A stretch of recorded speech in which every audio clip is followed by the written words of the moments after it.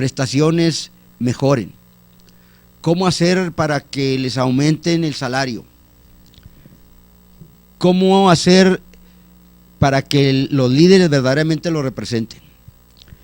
Y muchos, al menos en México, desde hace muchas décadas, se dan cuenta que no hay la representación que ellos quisieran, cercana de líder con las demandas de sus agremiados, y no de líder cercano pero al patrón, cercano a los arreglos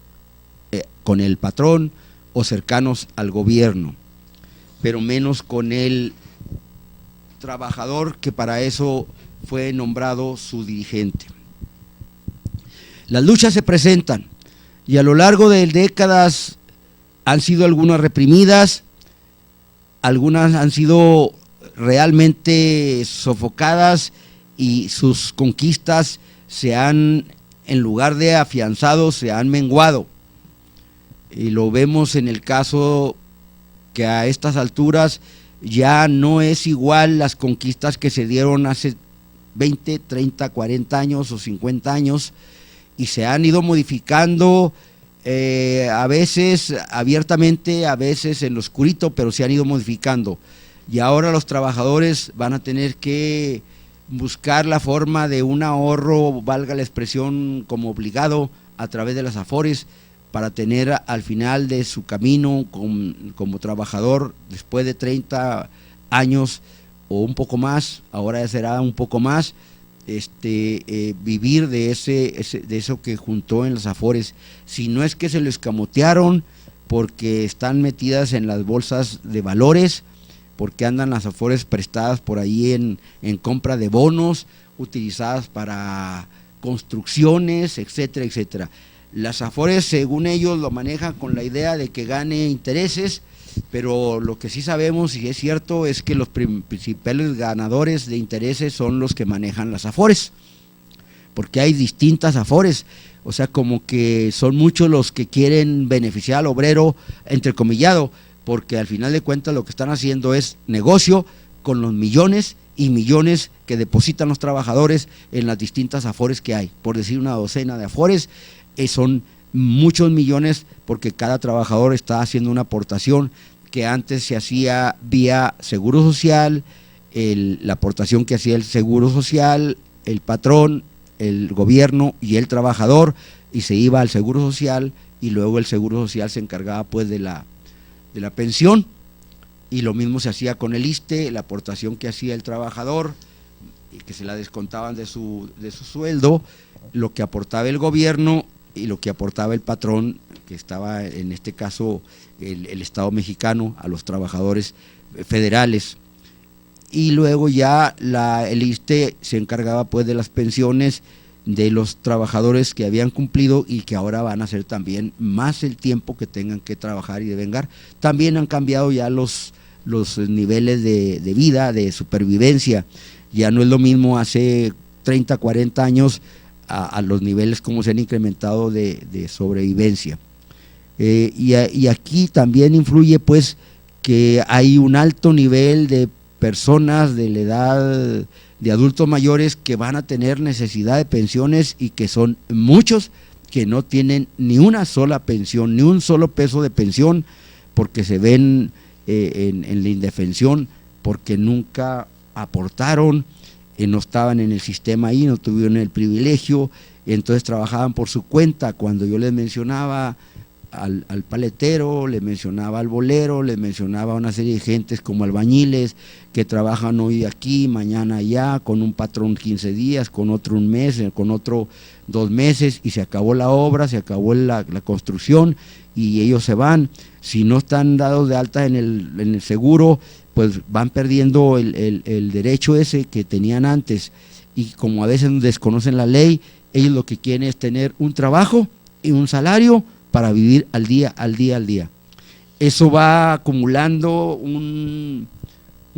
déficit, va acumulando una presión para toda esa gente que tal de que temprano va a necesitar de servicios, de protección, de techo, de alimentación, y luego son servicios muy caros porque están entrando en una edad muy fuerte en el último ciclo de su vida. Estoy hablando ya de los ancianos, y que muchos de ellos recurrentemente van a pedir pues auxilio médico, y si no, ahí está la prueba, porque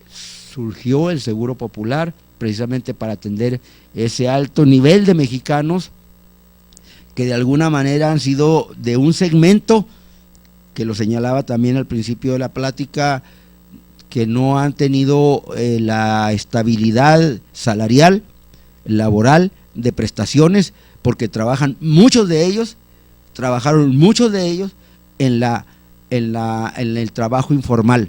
vendedores de aquí, vendedores de allá, que no sacaban más que para el día, si bien les iba y se hacía buen clima para poder vender su producto, porque se hacía un clima difícil, de frío, de tierra, de aire, de lluvia, pues no podían vender muchos de ellos y no había ventas.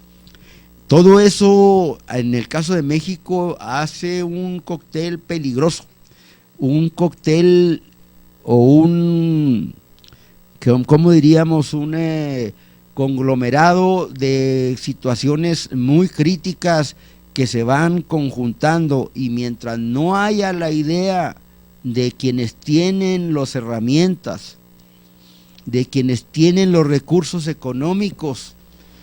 y los recursos humanos, esto es concretamente el gobierno, que no tenga la voluntad de hacer las cosas no solo bien, sino públicamente bien, para que esto, en lugar de que se vaya incrementando ese descontento, ese sector que está vulnerable en todos los sentidos, un sector que tiene vulnerabilidad alimenticia, educativa, de economía, de todo tipo, esta situación se va a hacer muy conflictiva y nos va empujando a un estado muy, muy difícil. Por eso ya también en la prensa se menciona a veces como estado fallido, y claro que se aclara de muchas maneras que no es un estado fallido,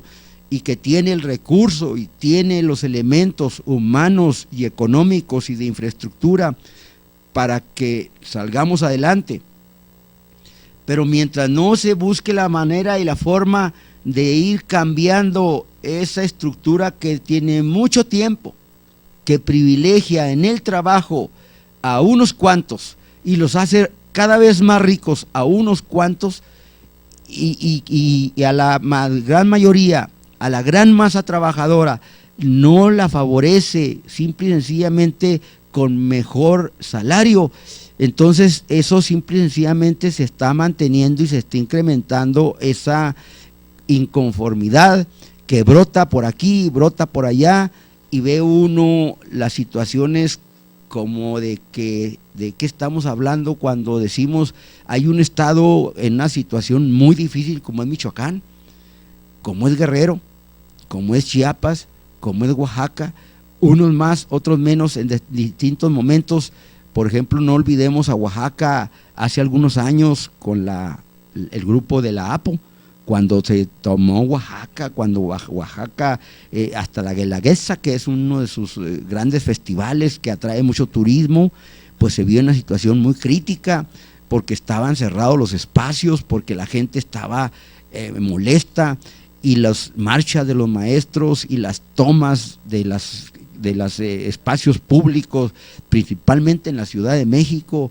de los maestros que se oponen a la reforma educativa, que consideran que se vulneran sus derechos laborales. O sea, estamos en el tenor de lo que entramos a platicar del trabajo. Todo ello tiene sus razones, como hay sus beneficios, hay también sus perjuicios, en el tenor de que el trabajo viene limitándose y se viene modificando las formas jurídicas, pero como que nomás apuntan a beneficiar al sector privado, a ese sector que tiene muchos recursos y que la prensa lo señala cuando dice se han exportado, valga la expresión, al extranjero 120,000 millones de pesos de dólares, muchos de ellos a cuentas bancarias y muchos de ellos a comprar negocios, a establecer y a extender sus grandes negocios. Y no vamos muy lejos, es cuestión nada más de meterse a los documentos, a las noticias, principalmente los periódicos como El Financiero o la revista Expansión, o los periódicos como Reforma y La Jornada, El Universal, que nos dicen día a día de qué estamos hablando. De empresarios mexicanos que tienen negocios no en 3 o 4 países, sino negocios casi en 100 países del mundo. Estamos hablando de esas fortunas, y le voy a poner el caso en este caso de Roberto González, que ya falleció, que su familia es la que está al cargo del grupo Maseca, del grupo Gruma, y que tiene una penetración no solo en Estados Unidos, sino en toda América, y una penetración en Europa y también en Asia, con el grupo que maneja fundamentalmente pues la harina de maíz. Un grupo que su dinero lo está utilizando para abrir grandes negocios, por ejemplo en Centroamérica, donde pagan pues bajos salarios y donde tienen privilegios. ¿Por qué? Porque van a dar empleo a los centroamericanos, y todavía esos países expulsan mucha de su gente porque no tienen más que expulsarlos hasta para Estados Unidos, y van a pasar una etapa muy crítica para tratar de llegar a Estados Unidos, cruzando por ejemplo esa terrible ruta en la Bestia, en el tren, en el que es la porción de Guatemala y de Chiapas y parte de Tabasco. Esos centroamericanos que pasan una etapa muy difícil también en busca del trabajo. Volviendo a la anterior, esos recursos de miles de millones es producto de esa explotación que se ha hecho por décadas, privilegiando a un sector y marginando y manteniendo controlado lo que es el salario. Desde la época de Miguel Alemán, estamos hablando de hace más de 50 años, Miguel Alemán fue presidente en el 46-52, exactamente 46-52, cuando se inicia la era de la industrialización, cuando hay un boom de trabajadores, obreros, que se van a la Ciudad de México, de los alrededores principalmente de la Ciudad de México y del Estado de México, de los estados cercanos a ellos, lo que es el Bajío, Hidalgo, Michoacán, Tlaxcala, San Luis Potosí, Colima, Oaxaca, Chiapas, Guerrero, y se van y se asientan en el Estado de México, la porción conurbada alrededor del DF, que viene siendo pues la capital, y todo lo que es el sector conurbado, que vienen siendo otros 8 o 10 millones de habitantes, más los 8 millones o 10 de habitantes del DF. Por eso estamos hablando de una ciudad que ya está como una ciudad sola entre la capital y la zona conurbada, que tiene millones de trabajadores en condiciones difíciles. Y si nos vamos al norte, en toda la franja del norte estamos hablando del sector maquilador. Y el sector maquilador también tuvo su explosión, su gran crecimiento en la década de los 90, a fines de los 80, la década de los 90 principalmente, y los principios de esta década pasada, 2000 y fracción, pero ya también tiene una situación crítica, porque se reclama pues que se mejore el sector, la gran masa de trabajadores asalariados de la maquiladora. Estoy hablando, al decir la gran masa, me refiero a aquellos que no son técnicos calificados y que no son ingenieros, porque ellos sí ganan bien, más o menos, muchos de ellos ganan muy bien, precisamente gracias a esas instituciones que les dieron los estudios para ser técnicos, como son los sectores de la DGETI, de los CEBETIS, de los CETIS, los CONALEP y otras escuelas que los prepararon para el trabajo como técnicos. Pero la gran masa, la inmensa masa trabajadora, podríamos hablar a lo mejor de unos 75-80% de ellos son los que les piden nada más primaria y para adentro, y esos tienen salarios pues que de alguna manera estamos hablando de 900 pesos, estamos hablando a lo mejor con los bonos de 1000, 1,100 pesos. Si lo sumamos al mes, no estaríamos hablando más que de 3,500, que si son 4,000, pues ya es más o menos, porque con 3,500, pues como que no se tienen los recursos suficientes a estas alturas, en este momento. Y si no, pues nomás vamos al súper y vemos lo que se gasta uno en 2 bolsas de mandado, se gasta los 4,500 pesos nada más, así, de ese tamaño. Y cuando estamos hablando de maquiladoras, estamos hablando de mujeres, de trabajadoras valientes, que muchas de ellas, pues está por ahí la estadística del INEGI, de 5 millones, más de 5 millones ya, creo que aproximadamente ya va más cercano a los 6 millones de mujeres que sostienen un hogar. De ese tamaño estoy hablando, mujeres que sostienen un hogar, y que claro que no todas son maquiladoras, pero la mayoría sí está en una maquila. La mayoría está en una maquila y hace estirar su dinero para sostener a veces a la mamá y a sus 2 hijos, o a un hijo que tienen por ahí, o a sus 2 hijos. Estamos hablando pues de 3 o 4 miembros que se tienen que sostener con esos 950 o 1,200, aprovechando pues los bonos de puntualidad y de esto, y bonos de despensa, y lo que la maquila mete por ahí,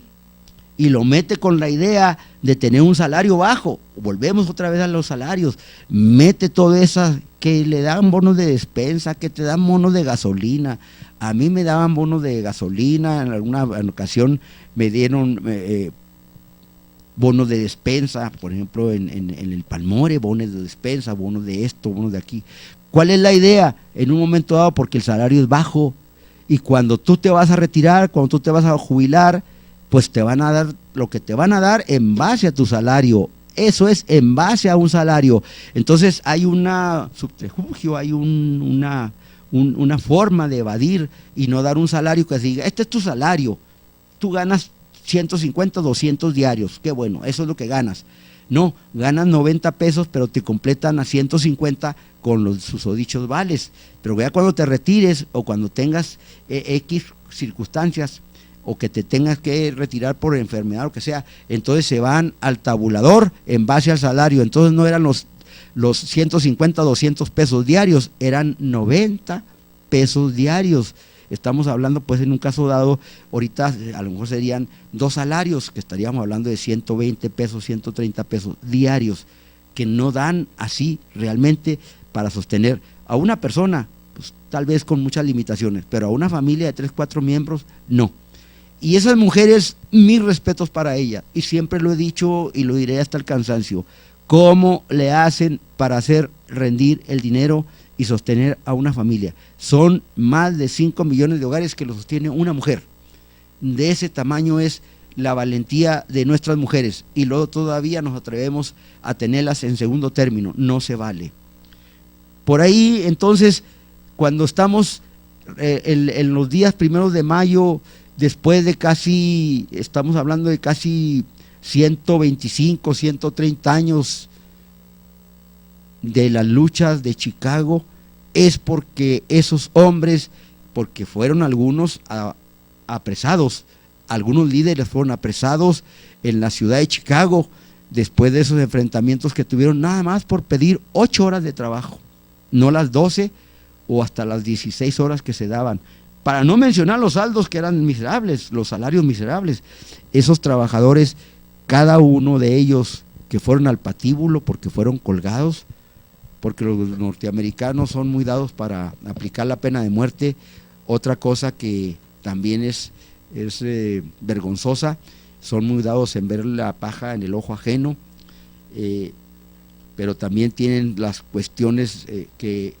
han manejado siempre de alguna manera, cuando sus instituciones permiten un juicio y lo gana, y lo hemos visto, lo gana el trabajador, un trabajador que estuvo en México, que estuvo en Estados Unidos, y le pagan en dólares y le pagan sus 50, 60 mil dólares o más. Eso también hay que reconocérselo a los norteamericanos, que aplican la ley y se la han aplicado hasta a sus presidentes, y si no, pregúntenselo a Nixon cuando fue destituido como presidente de los Estados Unidos.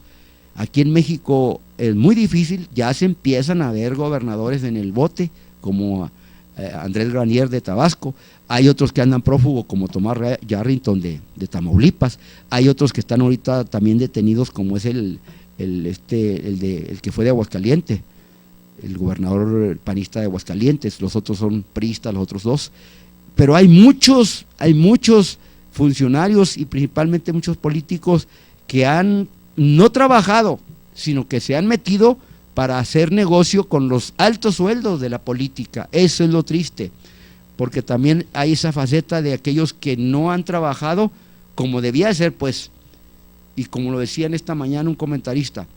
¿cómo es posible que nuestro Congreso no esté haciendo el trabajo como debe ser? Pues porque no tienen muchos de ellos la preparación académica, así nada más, muchos de ellos no tienen la preparación académica ¿pero por qué están ahí? Pues porque tienen altísimos sueldos y prestaciones y aguinaldos, lo que no va a ganar un trabajador de a pie, un trabajador de esa gran masa trabajadora, no lo va a ganar en toda su vida no va a ganar lo que ganan los diputados en 3 años, jamás lo van a ganar en toda su vida, o lo que ganan los diputados o senadores en un solo año de trabajo. Pues es cuestión nada más de echar números, esa es la realidad. Bien, en esta lucha de los trabajadores, quienes en la prensa, quienes en los editoriales, quienes en la radio y en la televisión, agradecidos por este espacio, tenemos la emoción de poder decirles gracias porque ellos lucharon y luego otros vinieron también, como los de la huelga de Pinos Altos, creo que hasta un poco antes, la huelga de Pinos Altos en contra de un sector minero inglés aquí en México, aquí en Chihuahua, lucharon con su huelga, y luego las huelgas afamadas de Cananea, la vergüenza de que fueran los norteamericanos, vinieran los norteamericanos, los Rangers norteamericanos a reprimir a los huelguistas de Cananea en 1906, y luego a las huelgas textiles de Orizaba y de Río Blanco en Veracruz, también reprimidas, y donde se dice ahí que mátelos en caliente, dijo Porfirio Díaz, como dije en la mañana en la radio, un hombre que fue un afamado general que combatió y le tenían mucho respeto a los franceses porque los combatió, los derrotó varias veces y se les escapó como prisionero. El general Porfirio Díaz se convirtió después en un déspota, aplastando a su pueblo, a las grandes masas trabajadoras, porque un pueblo y una nación siempre está integrada principalmente por las grandes masas trabajadoras, que son los que construyen los edificios, las escuelas, las casas, las carreteras, las calles. Por eso a ellos son los que debemos tenerles todo el respeto del mundo. Y luego vienen las grandes luchas precisamente para rescatar los derechos de esos trabajadores, de esos hombres del campo, de esos hombres de la ciudad, para rescatar los derechos de los trabajadores que hoy la mayor parte están concentrados en los grandes centros urbanos. Tenemos que verlos y tenemos que escucharlos. Y las autoridades, por eso les hacemos la invitación respetuosa. Ellos son los que tienen el recurso, están puestos ahí, de alguna manera, como haya sido, están ahí y tienen un buen sueldo, tienen muy buen sueldo para que ellos hagan lo que tengan que hacer, para que esta sociedad no entre en una dinámica explosiva que en algunas partes pues se ve cómo se queman, se toman camiones, se secuestran camiones, se queman camiones, se bloquean carreteras, se crean problemas de muchos problemas muy graves, y todo eso incide en el trabajo, incide en la estabilidad, y tarde que temprano nos puede llevar a una situación incontrolable como está por ejemplo Siria ahorita en este momento, o como están los países regularmente del Oriente Medio, Egipto, hace poco tiempo también Etiopía, etcétera. Por eso esta mañana yo les mando un afectuoso saludo, no solo a los trabajadores y a sus familias también, y a todos aquellos que nos han dado rumbo en las luchas, que han sacrificado lo mejor de su vida para que tengamos el privilegio que tuvimos algunos de tener escuela y el privilegio de tener este espacio, como mucha gente que lo tiene, y esas son conquistas que México debe aprovechar para seguir adelante y seguir viendo por el de enfrente, escuchándolo y apoyándolo y respetándolo. Un abrazo a los maestros, a los alumnos, a los trabajadores obreros, a los trabajadores campesinos y a las mujeres, a esas mujeres valientes que día a día trabajan en el hogar y todavía salen a trabajar fuera para engrandecer a su familia e indirectamente a su sociedad y a México. Muy buen día, y no dejemos pues ese niño que tenemos dentro de nosotros y esa niña que tienen las damas, para que crezcamos y para que cada día seamos mejores seres humanos. Felicidades y muchas gracias y una buena semana. Esto fue Desde la Sociedad, un espacio donde convergen sociedad y gobierno, con las noticias al día de Héctor Bernal, la opinión editorial de Marco Antonio Guevara y la conducción de Víctor Medina Calderón. Desde la Sociedad, donde la sociedad es la que manda.